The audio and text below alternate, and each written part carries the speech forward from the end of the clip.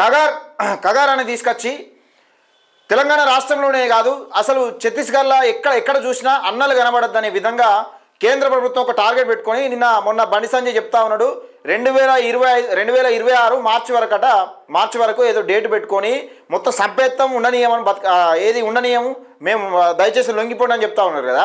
లొంగిపోయిన వాళ్ళకు ఇవ్వాల్సిన బెనిఫిట్స్ ఇలా శనార్థి తెలంగాణలో ఒక కథనం వచ్చింది. ఈ బండి సంజయ్కి వీడియో ఎక్కువ మందికి షేర్ చేసేటట్టు ప్రయత్నం చేయండి. ఎందుకంటే ఎక్కడ లొంగిపోయినా కానీ తెలంగాణ రాష్ట్రంలో ఎక్కడ లొంగిపోయినా కానీ గవర్నమెంట్ ఏమందిస్తుంది, వాళ్ళకి చేయుతున్న ఎంత అందిస్తుంది అనేది ఒకసారి తెలుసుకునే ప్రయత్నం చేద్దాం.